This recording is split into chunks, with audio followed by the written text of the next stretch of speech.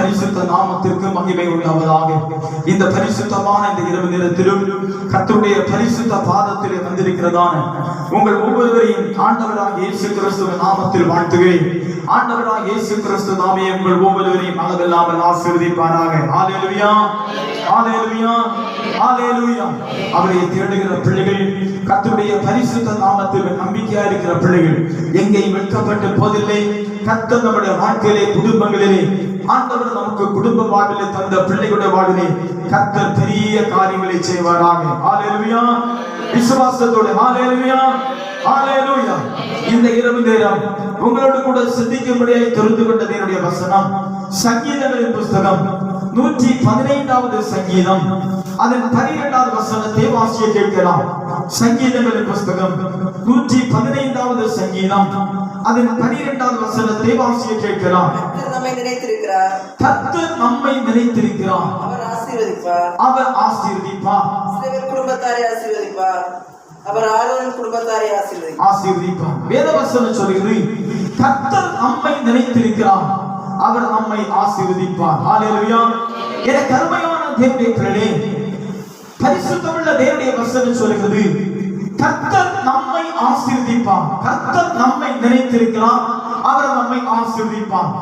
உங்களை என்னையும் கர்த்தர் நினைத்திருக்கிற ஒரு தேவனாக நாம் ஆராதிக்கிற தேவன் இருக்கிறார்.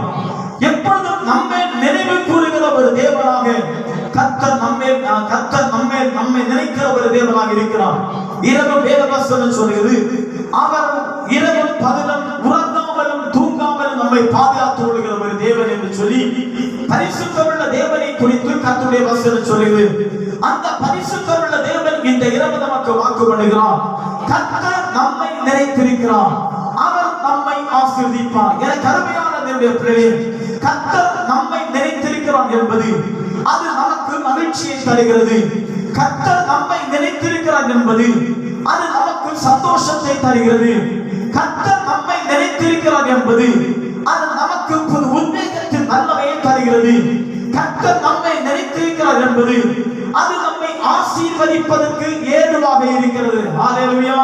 அப்படி என்று சொன்னோம், இந்த இரவும் நானும் நீங்கள் ஆராதிக்கிற சர்வ வல்லமையுள்ள தேவன் ஆண்டவராய் இயேசு கிறிஸ்து உங்களை என்னை நினைத்திருக்கிறபடியா இந்த இரவு நீங்கள் நானும் நினைப்பதற்கும் என்பதற்கும் அதிகமா, நீங்கள் நானும் சிந்திப்பதற்கும் செயல்படுவதற்கும் அதிகமா இந்த பெரிய உயர்வான மேன்மையான கொடுமையான சேமங்களை ஆசீர்வாதங்களை தந்து நம்மை வழிநடத்த ஆண்டவராய் இயேசு கிறிஸ்து அவர் வல்லமையுள்ள தேவனாக இருக்கிறார். ஹல்லேலூயா.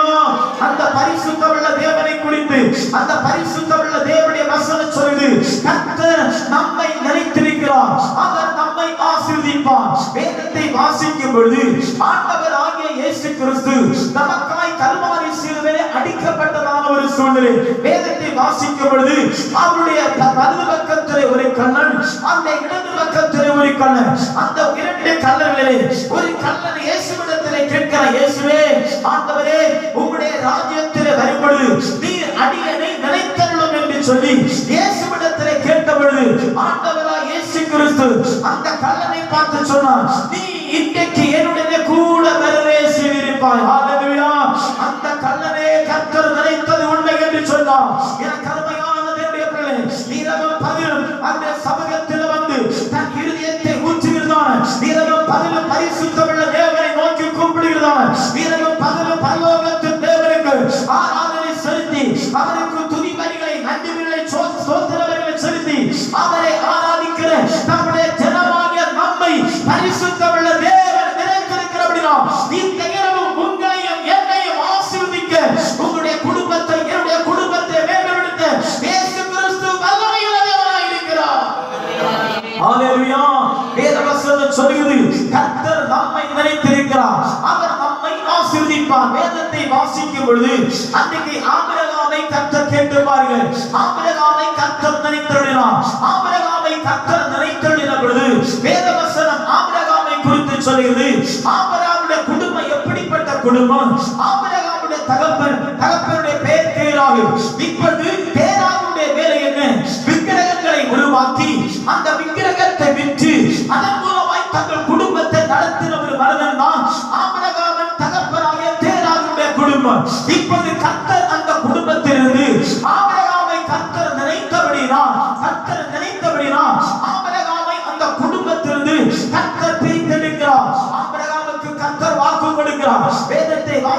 பொழுது ஆதியாகமம் அதன் 12வது அதிகாரம் 1-2 வசனத்தை வாசிக்கும் பொழுது தேவனுடைய வசனம் சொல்கிறது, கர்த்தர் ஆபிரகாமை நோக்கி, நீ உன் தேசத்தை, உன் இனத்தை, உன் தகப்பனுடைய வீட்டை விட்டு புறப்பட்டு நான் உனக்கு காண்பிக்கும் தேசத்துக்கு போ.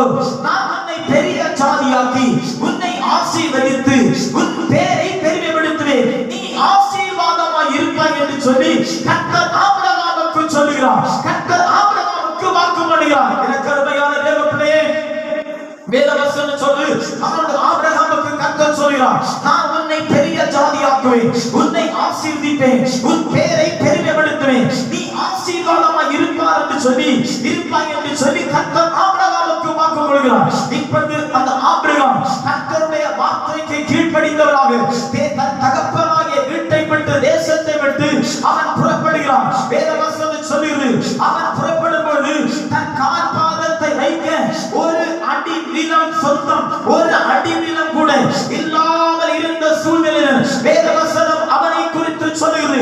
ஏசாயா தீர்க்கதரிசியின் புத்தகம் அதன் 51வது அதிகாரம் அதன் 2வது வசனத்தை வாசிக்கும் பொழுது வேதவசனம் சொல்லுது, ஆபிரகாம் ஒருவனாய் இருக்கையில் அவனை நான் அழைத்து அவனை ஆசீர்வதித்து அவனை பெருக பண்ணினேன். வேதவசனம் ஆபிரகாமுக்கு கர்த்தர் எப்படி அழைப்பை கொடுத்தார், நான் உன்னை ஆசீர்வதிப்பேன், உன் பேரை பெருமைப்படுத்துவேன், நீ ஆசீர்வாதமாய் இருப்பாய் என்று சொல்லி கர்த்தர் அந்த பரிசுத்தம் அந்த ஆபிரகாமுக்கு கர்த்தர் வாக்கு கொடுத்தார். இப்படி ஏசாயா தீர்க்கதரிசியின் புத்தகம் 51வது அதிகாரம் 2வது வசனம் சொல்லுது, கர்த்தர் ஆபிரகாமை குறித்து சொல்கிறார், ஆபிரகாம் ஒருவனாய் இருக்கையில் நான் அவனை அழைத்தேன், நான் அவனை ஆசீர்வதித்தேன், அவனை பெருக பண்ணினேன். வேதவசனம் சொல்லுது, அந்த ஆபிரகாமை குறித்து வேதவசனம் சொல்லுது. ஆதியாகமம் அதன் 13வது அதிகாரம் 2வது வசனத்தை வாசிக்கும் பொழுது வேதவசனம் சொல்லுது, ஆபிரகாமை கர்த்தர் வெள்ளியும் பொன்னும் மிருக ஜீவன்களும் உடைய செல்வ சீமானாய் கர்த்தர் அவனை மாற்றினார். எனக்கு அருமையான தேவ பிள்ளையே, ஆபிரகாம் ஒன்றுமில்லாமல் இருந்த சூழ்நிலையில் ஆபிரகாமை அழைத்து அவனை ஆசீர்வதித்த தேவன், ஒன்றுமில்லாத சூழ்நிலையில் வெள்ளியும் பொன்னும் மிருக ஜீவன்களும் உடைய செல்வ சீமானாய் ஆபிரகாமை மாற்றின தேவன் இந்த இரவு உங்களை என்னை நினைத்திருக்கிறபடியா நிச்சயமாகவே இந்த இரவு ஆபிரகாமின் தேவன் நம்முடைய தேவன், ஆபிரகாமை அழைத்து அவனை ஆசீர்வதித்த தேவன் இந்த இரவு உங்களை அழைத்து உங்களை அவர் நினைத்திருக்கிறபடியா உங்களை ஆசீர்வதித்து உங்களை வர்த்திக்க பண்ண குடும்பங்களிலே மேன்மைகளை, முழுமையான மேன்மைகளை, ஆசீர்வாத உயர்வுகளை தந்து உங்களை ஆசீர்வதித்து மேன்மைப்படுத்தி உயர்த்த இயேசு கிறிஸ்து வல்லமையுள்ளவராய் இருக்கிறார். ஹல்லேலூயா. வேதவசனம் சொல்லுது, ஆபிரகாம் ஒருவனாய் இருக்கையில் நான் அவனை அழைத்தேன், அவனை ஆசீர்வதித்தேன், அவனை பெருக பண்ணினேன். அதே பரிசுத்தமுள்ள தேவன், ஆபிரகாமின் தேவன் உங்களை என்னை நினைத்திருக்கிறபடினால் நிச்சயமாகவே ஆண்டவராகிய இயேசு கிறிஸ்து நம்மை ஆசீர்வதிப்பார். ஹல்லேலூயா. வேதவசனம் சொல்லுது, எவரையும் மேன்மைப்படுத்தவும் பலப்படுத்தவும் அவருடைய கரத்தினால் ஆகும். என் அன்பு தேவ பிள்ளையே, எவரையும் உயர்த்துகிறவர் கர்த்தர், எவரையும் தாழ்த்துகிறவர் கர்த்தர், எவரையும் மேன்மைப்படுத்துகிறவர் கர்த்தர், எவரையும் அவர் கீழ்ப்படுத்துகிறவர் கர்த்தர். என் அன்பு தேவ பிள்ளையே, அன்றைக்கு வேதத்தை வாசிக்கும் பொழுது யோசுவாவை பார்த்து கர்த்தர் ஒரே ஒரு வார்த்தை சொன்னார், இந்த இஸ்ரவேல் ஜனங்களுடைய கண்கள் காணத்தக்கவரே நான் உன்னை மேன்மைப்படுத்துவேன் என்று சொல்லி யோசுவாவுக்கு கர்த்தர் ஒரு வாக்குத்தத்தத்தை கொடுத்தார். எப்படி கர்த்தர் அவனுக்கு வாக்கு பண்ணினாரோ அப்படியே அந்த யோசுவாவை கர்த்தர் நினைத்தபடி கொடுத்த வாக்குத்தத்தத்தை கர்த்தர் நிறைவேற்றினார். வேதவசனம் சொல்லுது, இஸ்ரவேல் ஜனங்களுடைய கண்கள் காணத்தக்கவரே யோசுவாவை கர்த்தர் மேன்மைப்படுத்தினார். அப்படி என்று சொன்னார்.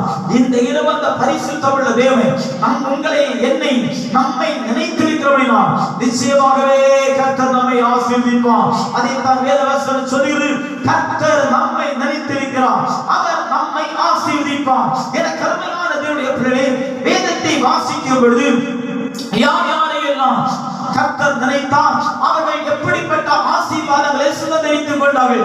வேதத்தை வாசிக்கும் பொழுது வாசிக்க கேட்கலாம். 1 சாமுவேல் அதன் 1வது அதிகாரம் 19வது வசனத்தை வாசிக்க கேட்கலாம்.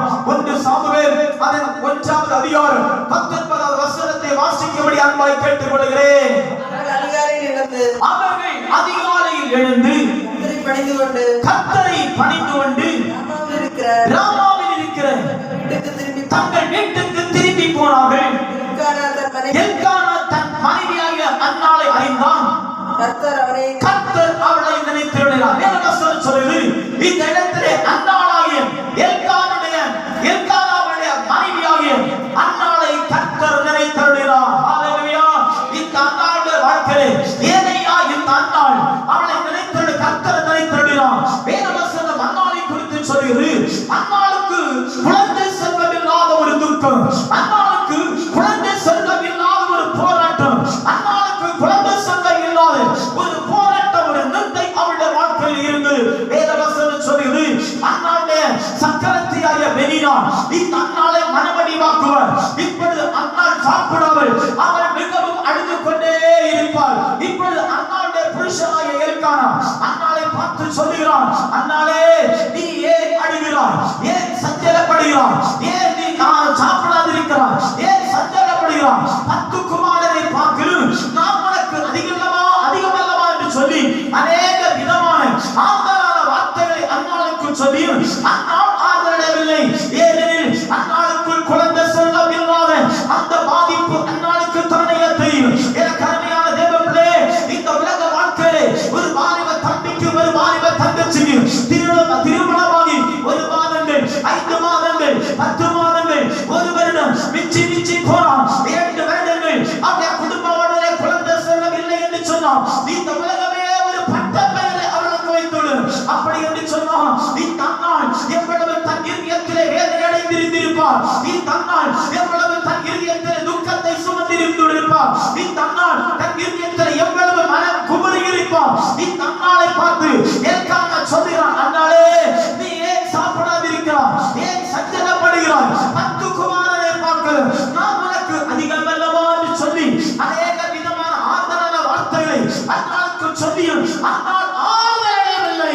வேதவசனம் சொல்லுகிறியா, அன்னாளுடைய புருஷனாகிய எல்கானா பண்டிகை தோறும் சேனைகளின் கர்த்தரை பணிந்து கொள்ளும் பரிசுத்தமுள்ள தேவனுக்கு வரியிடுவர் கடந்து செல்வது அந்த பெனினாளை விட இந்த அன்னாளை எல்கானா அதிகமாய் நேசித்தபடினான், அந்த பெனினாளை விட எல்கானா அன்னாளை அதிகமாய் சிநேகித்தபடினான் 2 மடங்கு பங்கு போட்டு கொடுத்தான். இரண்டு தேவர்களே 2 மடங்கு பங்கு போட்டு கொடுத்தான். ஆனால் தன்னுடைய புருஷனாகிய எல்கானா இவருடைய வாழ்க்கையில் இருந்த துக்கம், இவருடைய வாழ்வில் இருந்த பிரச்சனைகளுக்கு முற்றுப்புள்ளி வைக்க முடியவில்லை.